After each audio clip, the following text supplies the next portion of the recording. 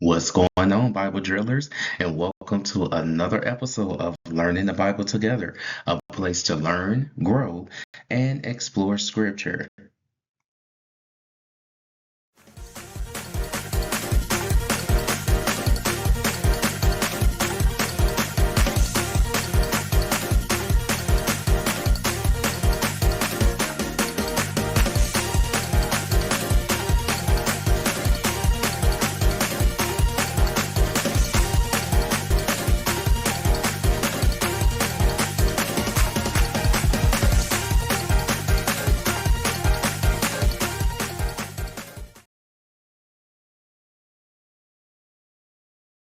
Welcome for those of you that are joining us for the first time.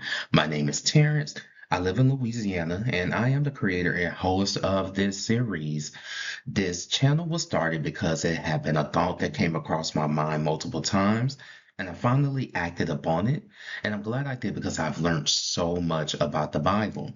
Now, for those of you that maybe feel pressured about going into a church, or maybe you're sick, having to miss church or Bible study, this is a great series that you can listen to still get your word in. Now, as a disclaimer, I am not a pastor, preacher, bishop, or any type of religious leader.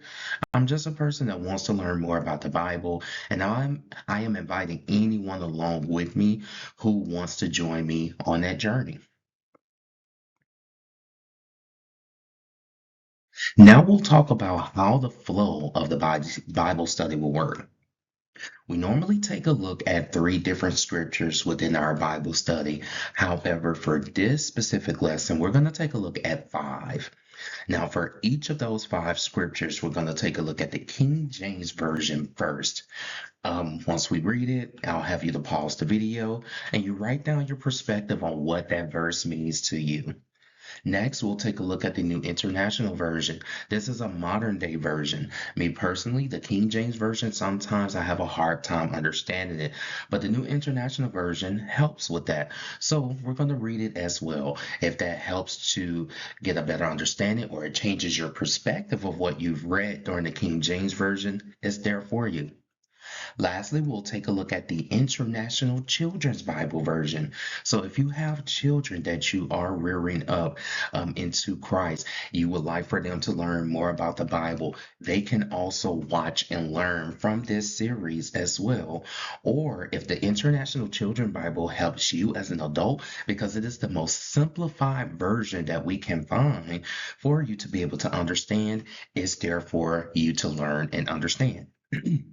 Now, once we go through all three versions, the King James, New International, and Children's Bible, we're then going to take a look at what the scripture means, how we can apply it to real life, and then we'll take a look at some real world examples.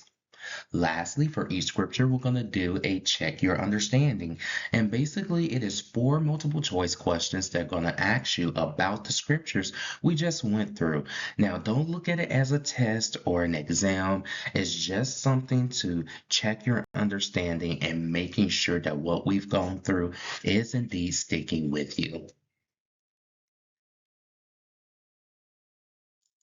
Now, the topic of today's lesson is what God calls an abomination, the seven categories no one ever talks about.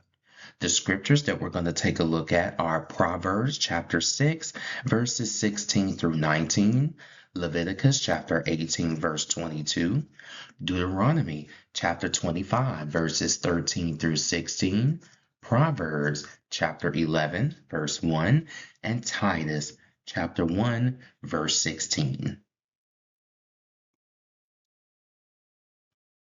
Let's start with Proverbs chapter 6, verses 16 through 19. The King James Version reads as follows: These 6 things doth the Lord hate. Yea, 7 are an abomination unto him: a proud look, a lying tongue, and hands that shed innocent blood, and heart that deviseth wicked imaginations, feet that be swift in running to mischief, a false witness that speaketh lies, and he that soweth discord among brethren. Okay, let's pause the video here Take some time to write down your perspective of what these verses mean to you. Welcome back. Let's now take a look at the New International Version.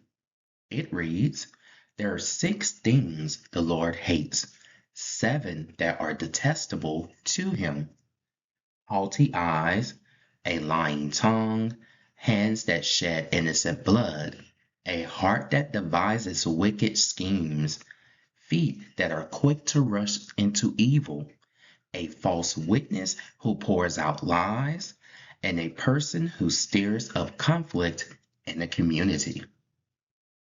All right, now that we've read the New International Version, did that help with your understanding of the King James Version? Or did it completely change your perspective on what you've read? Go ahead and pause the video here to collect your thoughts. Welcome back. Let's go ahead and take a look at the last version that we're going to look at, and it is the International Children's Bible Version. It reads, "There are 6 things the Lord hates. There are 7 things he cannot stand: a proud look, a lying tongue, hands that kill innocent people, a mind that thinks up evil plans, feet that are quick to do evil, a witness who tells lies, and a man who causes trouble among brothers." All right, so now that we've read all 3 versions, go ahead and pause the video here to collect your final thoughts on what these verses mean to you. Welcome back. Now we'll go into what the verses actually mean. God lists 7 abominations, and none are the ones people argue about today. Proverbs chapter 6, verses 16 through 19 exposes a truth most believers overlook. God calls character sins abominations, not lifestyles, not identities, not categories of people, behaviors. Pride is the first abomination listed. Before anything else, God names a proud look, arrogance, superiority, spiritual ego. This shows God hates the spirit behind the behavior, not the person. Lying and false witnessing are abominations. God places lying in the same category people often reserve for big sins. This reveals how seriously God takes truth, integrity, and honesty. Sowing discord is an abomination. Gossip, division, drama, stirring conflict. God hates it because it destroys unity and wounds his people. Now, let's see how we can apply these verses to real life. Abominations are often attitudes, not actions. Pride, lying, stirring conflict, these are internal issues that show up externally. God cares about the heart behind the behavior. These abominations reveal what God values: humility, truth, peace, and integrity. This passage corrects the modern misuse of the word abomination. People weaponize the term. God uses it to address his character, not to shame people. God hates what harms his people. Every abomination listed in Proverbs 6 destroys relationships, trust, and community. Now we'll take a look at some real-world examples for Proverbs chapter 6, verses 16 through 19. Someone spreads a rumor that damages another person's reputation. That's sowing discord, an abomination. A person refuses to admit they're wrong because of pride. That's a proud look, an abomination. Someone lies to protect their image. God calls that an abomination because it destroys trust. And we've reached that point for the first time here in our study. It's time for you all to collect your thoughts on everything that we've seen so far with Proverbs chapter 6, verses 16 through 19. Also, if you like what you've learned so far, please leave a comment down below and don't forget to subscribe to the channel. Go ahead and pause the video here to collect your thoughts.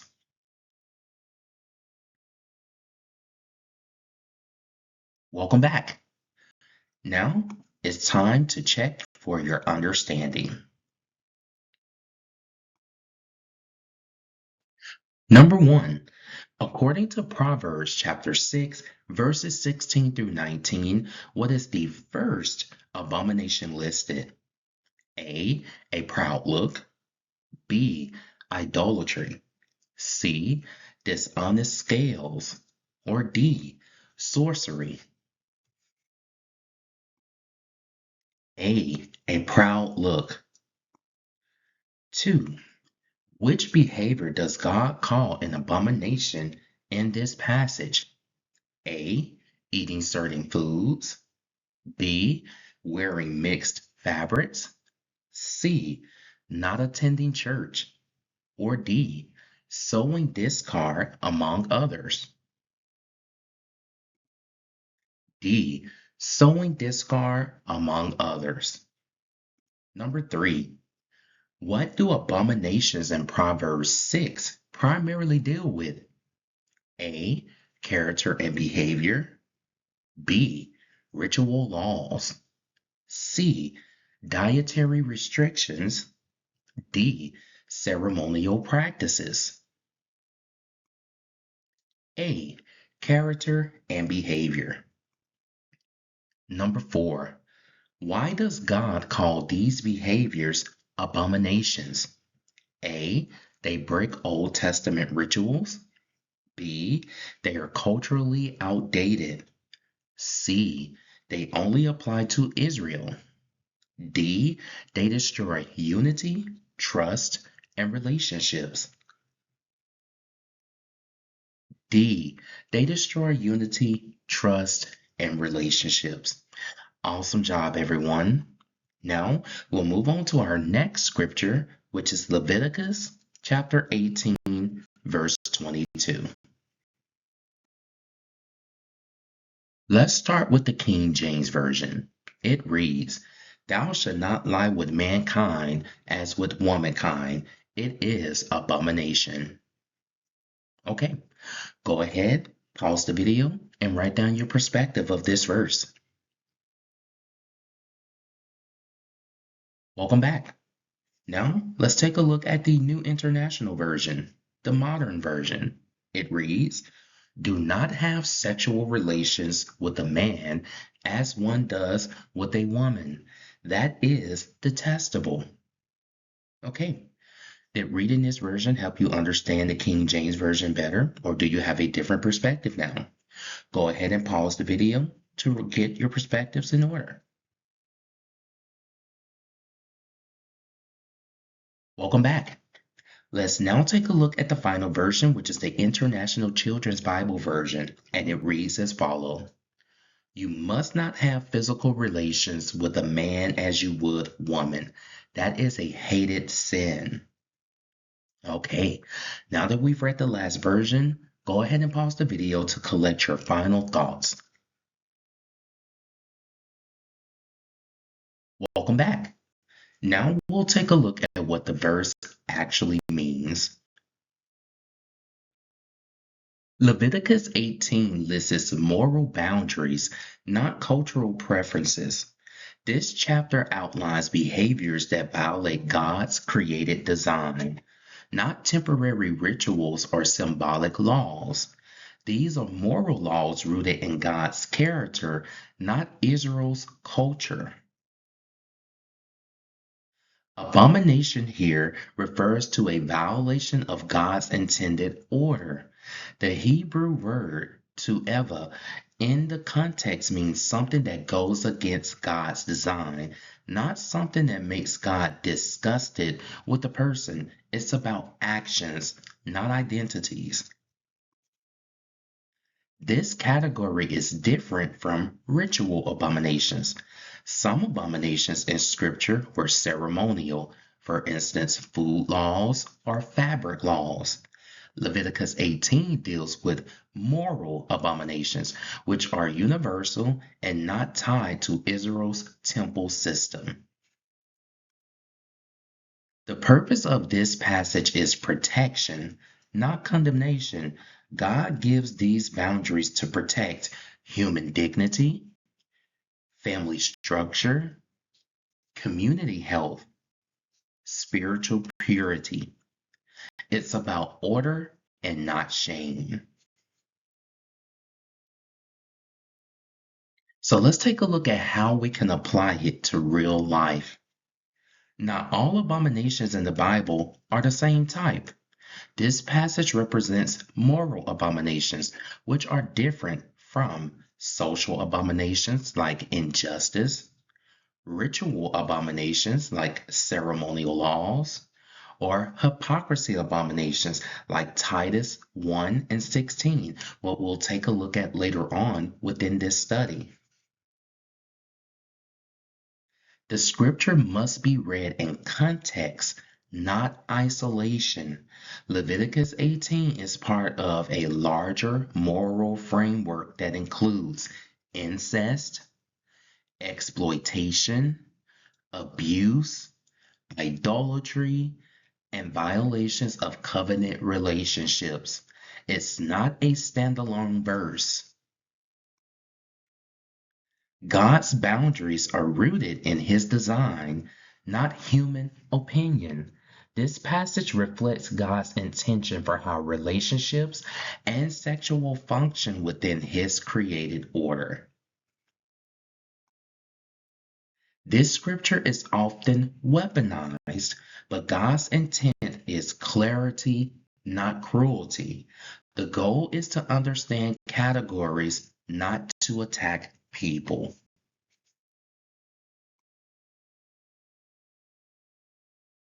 Now we'll take a look at some real world examples. People quote Leviticus 18 without understanding the difference between moral and ritual laws. This leads to confusion and misuse. Some use this verse to shame individuals rather than teach biblical categories. But scripture focuses on actions, not identities. Others ignore the entire chapter and only focus on this one verse. But the whole chapter deals with moral boundaries meant to protect community and dignity. And we've reached that point again. It's time for you all to collect your thoughts here on Leviticus chapter 18, verse 22. Again, if you like what you've learned so far, please leave a comment down below and don't forget to subscribe to the channel. Go ahead and pause the video here. Welcome back. Now it's time to check for your understanding.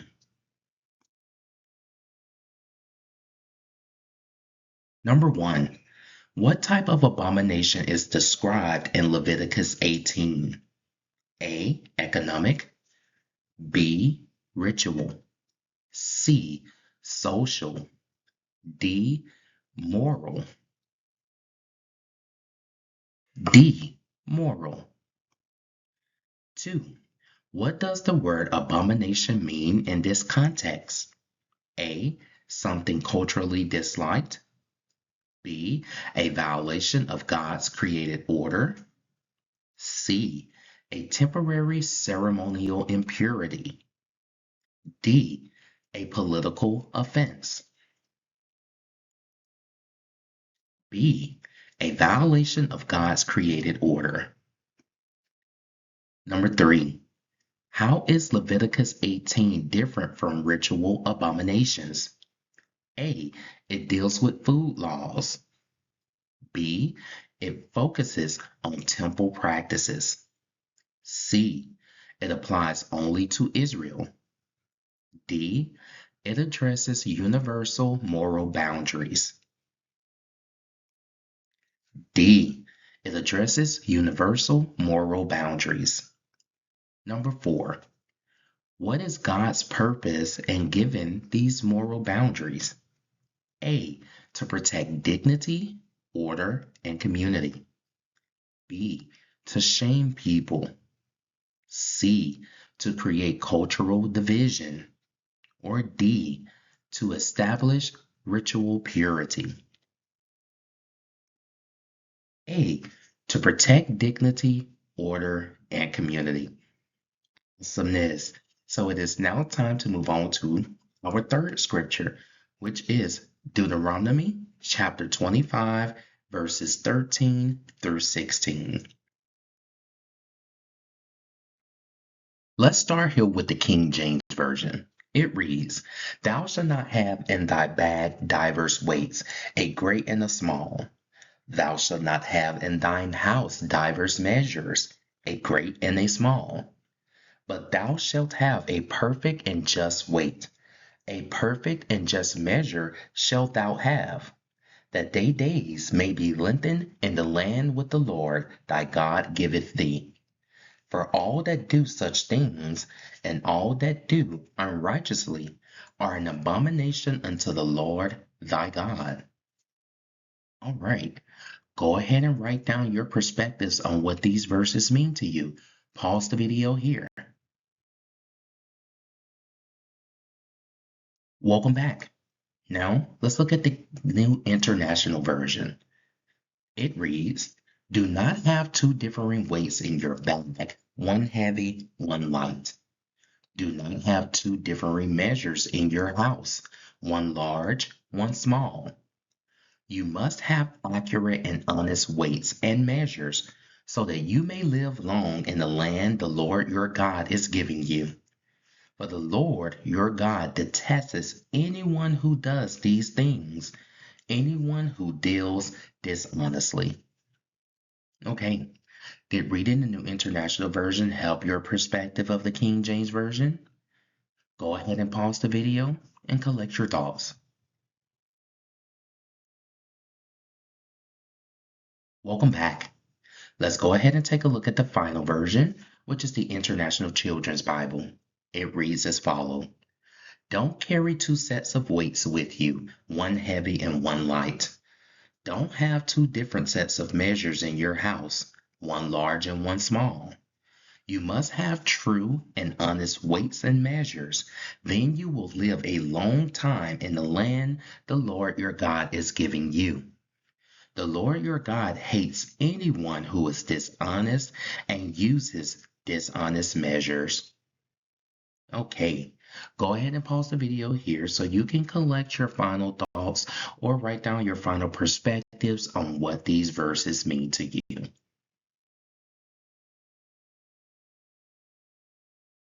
Welcome back. Now, let's go ahead and take a look at what the verses actually mean. God calls dishonest business practices an abomination. This passage deals with weights and measures, the ancient equivalent of pricing, contracts, and financial integrity. God hates when people cheat others for personal gain. Economic injustice is a spiritual issue, not just a social one. God doesn't separate spiritual life from how you treat people. Cheating, manipulating, or exploiting others is an abomination because it violates His justice. God expects fairness in every transaction, whether it's money, business, ministry, or relationships. God demands honesty. He calls dishonest scales an abomination because they steal trust and harm community. This category shows abominations are broader than people assume. Most people think abomination only refers to sexual sin, but here God uses the same word for cheating, manipulating, exploiting, and taking advantage of others. This is a social abomination, not a moral or ritual one.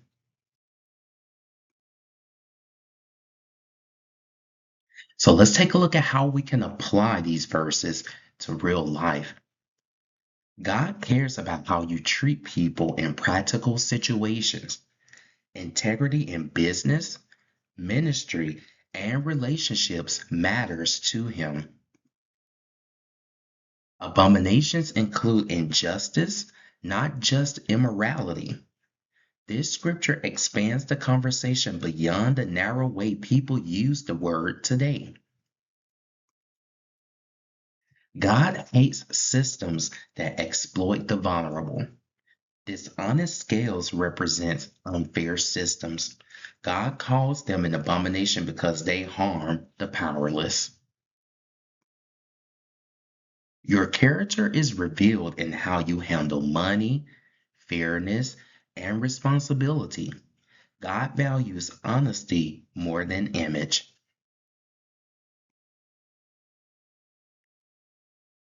Lastly, we'll take a look at some real world examples for Deuteronomy chapter 25, verses 13 through 16. A business charges different prices to different people based on favoritism. That's a dishonest scale, an abomination. Someone manipulates a contract to benefit themselves at another's expense. God calls that unjust, an abomination. A person lies about what they owe or what they agreed to. That's a false weight. God hates it. And we've reached that point again. It's time for you all to collect your thoughts on Deuteronomy chapter 25, verses 13 through 16. If you like what you've learned so far, please leave us a comment down below and please don't forget to subscribe to the channel. Go ahead and pause the video here to collect your final thoughts on these verses. Welcome back. Now it's time to check your understanding. Let's get into it. Number one, what type of abomination is described in Deuteronomy chapter 25, verses 13 through 16? A. Social and economic injustice. B. Ritual impurity. C. Dietary violations. D. Worship practices. A. Social and economic injustice. Number two, why does God call dishonest scales an abomination? A. They break ceremonial laws. B. They are culturally outdated. C. They only applied to ancient Israel. D. They exploit and harm others. D. They exploit and harm others. Number three, what does this passage teach about God's character? He only cares about ritual purity. He values fairness, honesty, and justice. He ignores business practices. Or he focuses only on spiritual sins. B. He values fairness, honesty, and justice. Number four, which modern example best reflects the principle of dishonest scales? A. Singing worship songs. B. Attending church. C. Eating certain foods. Or D. Manipulating or cheating someone for gain. D. Manipulating or cheating someone for gain. Awesome. Now here we would normally get ready to go into our lesson summary, but remember we have two additional scriptures that we're going to be taking a look at within this lesson. So let's get ready to go on to our fourth scripture, which is Proverbs chapter 11, verse 1. The King James Version reads as follows: A false balance is abomination to the Lord, but a just weight is his delight. All right, go ahead and pause the video here so you can write down your perspective on what this verse means to you. Welcome back. Let's go ahead and take a look at the New International Version. It reads, The Lord detests dishonest scales, but accurate weights find favor with him.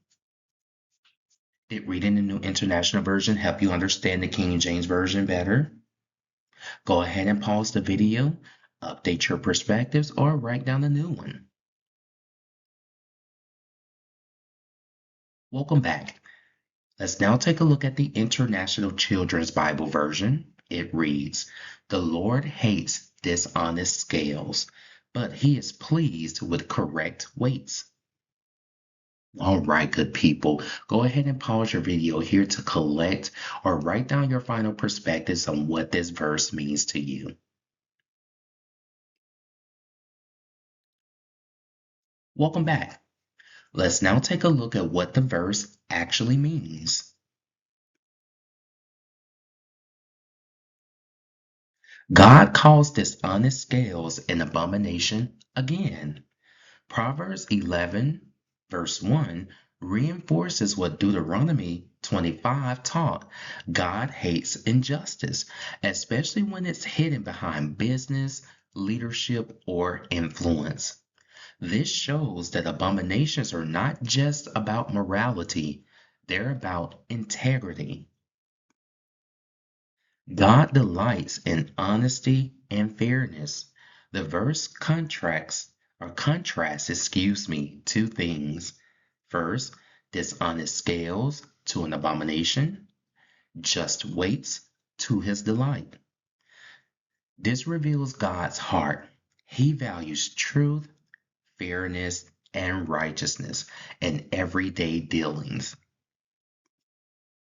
Corruption is a spiritual issue, not just a social one. When people cheat, manipulate, or deceive others, it violates God's nature.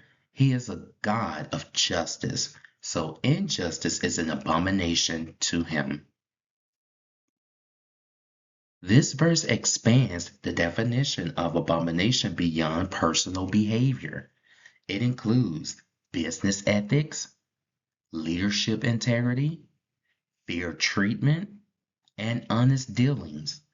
This is a social and ethical abomination, not a ritual or moral one.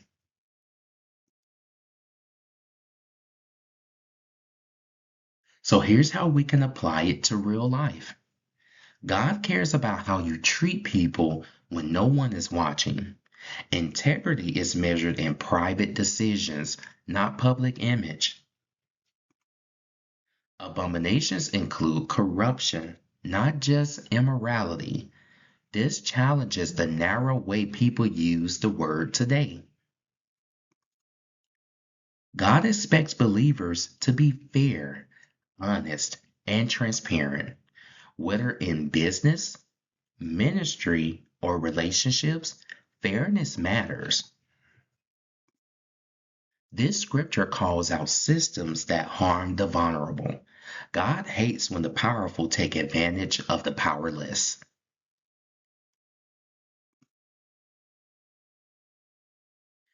Now we'll take a look at some real world examples here. A leader manipulates numbers to make themselves look better. That's a dishonest scale, an abomination. A business charges unfair prices to certain people. God calls that unjust.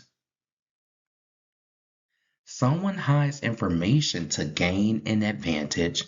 That's corruption, and God hates it. All right. So we're here for a fourth time in our study. It's time for you all to collect your thoughts on what we've saw here for Proverbs chapter 1, verse 11. Again, if you like what you've learned, please, please, please leave us a comment down below and don't forget to subscribe to the channel so you can receive those updates on when we send out a Bible study to you all. Go ahead and pause the video here to collect your final thoughts.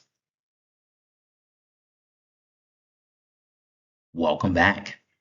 Now, let's go ahead and check for your understanding.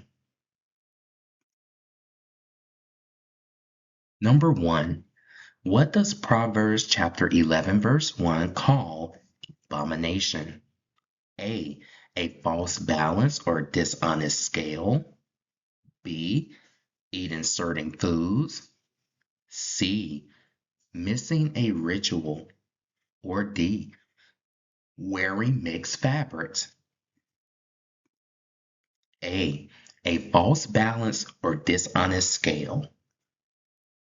2, what does God delight in according to this passage? A, wealth. B, just and honest weights. C, ritual sacrifices. Or D, public fasting. B, just and honest weights. Number 3, why does God call dishonest scales an abomination? A, they break ceremonial laws. B, they are culturally outdated. C, they only applied to Israel. Or D, they represent corruption and injustice. D, they represent corruption and injustice. Number 4, which modern example best reflects the principle of just weights that God delights in? A, singing worship songs. B, treating everyone fairly and honestly in business or leadership. C, wearing certain clothing. D, following dietary rules. B, treating everyone fairly and honestly in business or leadership. Awesome. All right, so now we'll go ahead and look at our final scripture for the study today, which is Titus chapter 1, verse 16. Let's start with the King James Version. It reads as follows. They profess that they know God, but in works they deny him, being abominable and disobedient, and unto every good work reprobate. Okay, go ahead and pause the video here and write down your perspective of this verse. Welcome back. Let's now take a look at the New International Version. It reads as follows. They claim to know God, but by their actions they deny him. They are detestable, disobedient, and unfit for doing any good. Okay, did that help you understand the King James Version better? Go ahead and pause the video and update your perspectives here. Welcome back. Let's look at the last version. It reads, they say they know God, but the evil things they do show that they do not accept God. They are terrible people. They refuse to obey, and they are useless for doing anything good. Okay, so now that you've read the last version, which is the International Children's Bible version, go ahead and write down your final perspectives on what this verse means to you. Pause the video here.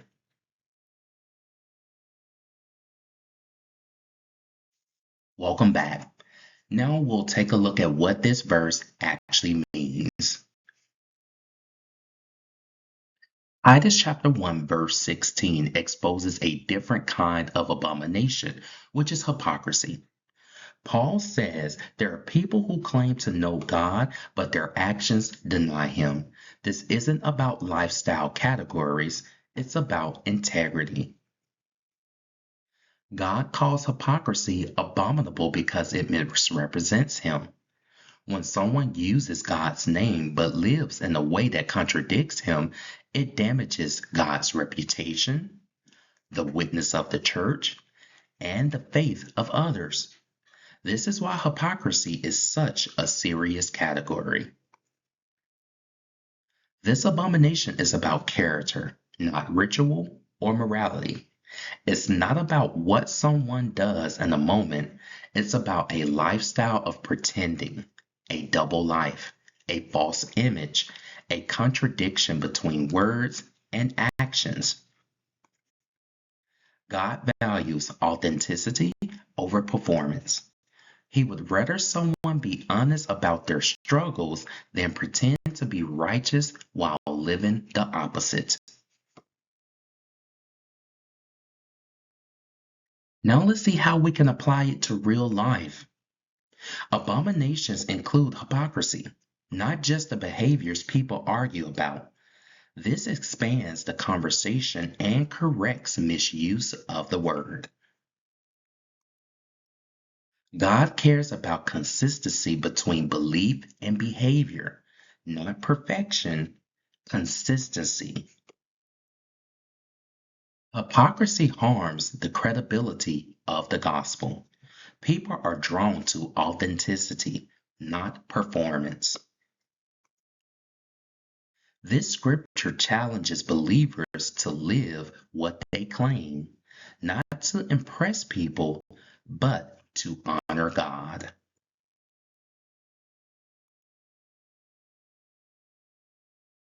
Now let's take a look at some real world examples for Titus chapter 1 verse 16. Someone loudly condemns others for sins they secretly practice. That's hypocrisy, an abomination.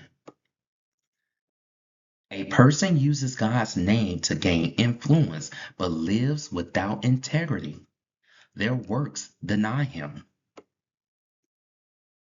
A leader teaches righteousness but refuses to live it privately.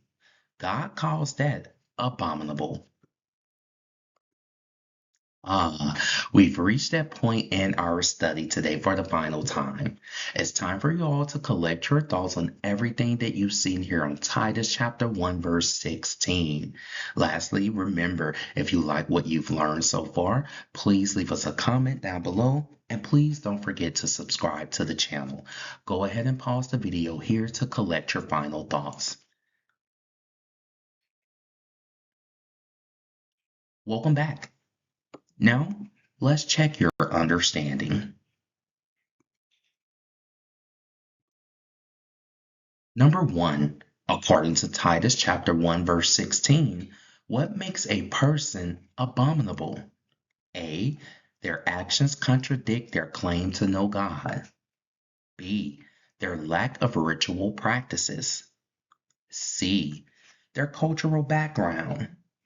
Or D, their level of biblical knowledge. A, their actions contradict their claim to know God. Number 2, what is the primary issue Paul addresses in this verse? A, dietary laws. B, worship rituals. C, hypocrisy and false profession. Or D, economic injustice. C, hypocrisy and false profession. Number 3, what does it mean for someone's works to deny God? A, they don't attend church. B, their lifestyle contradicts God's character. C, they struggle with temptation. Or D, they lack biblical education. B, their lifestyle contradicts God's character. Number 4, why is hypocrisy considered an abomination in this context? A, it breaks ceremonial laws. B, it misrepresents God and harms the witness of believers. C, it is culturally outdated. Or D, It only applied to ancient Israel. B, it misrepresents God and harms the witness of believers. Awesome, awesome job, you guys. Now it's time to sum up today's study. Abominations are broader than people think, and most are about character, not sexuality. Proverbs chapter 6, verse 16 through 19 reveals 7 abominations God hates, and they all deal with attitudes and behaviors such as pride, lying, sowing discard, and wicked imaginations. This immediately reframes the conversation. God's use of the word abomination is far wider and far more focused on integrity than modern debates suggest. Leviticus chapter 18 shows moral abominations rooted in God's created order. This chapter deals with moral boundaries, not ritual laws. These abominations are tied to God's design for human dignity, covenant relationships, and community health. They are not about shaming people, they are about protecting God's order. Deuteronomy chapter 25, verses 13 through 16 exposes economic and social abominations. God calls dishonest scales an abomination because they exploit people. This shows that injustice, corruption, manipulation, and unfair treatment are spiritual issues, not just social ones. God hates systems that harm the vulnerable. Proverbs chapter 11, verse 1 reinforces God's hatred of corruption and unfairness. A false balance is an abomination, but just weights delight God. This highlights that abominations include unethical leadership, dishonest business practices, and hidden corruption. God values fairness, honesty, and transparency. Titus chapter 1 verse 16 reveals hypocrisy as an abomination. People who claim to know God but deny him through their actions are called abominable. This is not about ritual or morality. It's about authenticity. God hates when his name is misrepresented through double living, false image, and spiritual performance. The big takeaway here, the Bible uses the word abomination in multiple categories. First, character abominations such as pride, lying, and sowing discard. Second, moral abominations such as violations of God's created order. Number 3, social and economic abominations such as injustice, exploitation, and corruption. And number 4, hypocrisy abominations, claiming God but denying him through actions. This episode dismantles the narrow, weaponized way people use the word today and replaces it with biblical clarity, context, and truth. God's concern is not about shaming people, it's about protecting his people, his order, and his character. Okay, so we've reached the end, and let's talk about what we'll get into next week. So, next week's topic will be generational curses versus generational patterns, what the Bible actually says. The scriptures that we'll take a look at next week are Exodus chapter 20, verses 5 through 6, Ezekiel chapter 18, verses 19 through 20, and Galatians chapter 3, verse 13. Thank you all so much for watching today's study. I hope to see you all next week for another wonderful learning field session with Learning the Bible Together. Remember to please like, comment, subscribe, and don't forget to share with your family, friends, colleagues, and even your enemies. See you all again next week on Learning the Bible Together.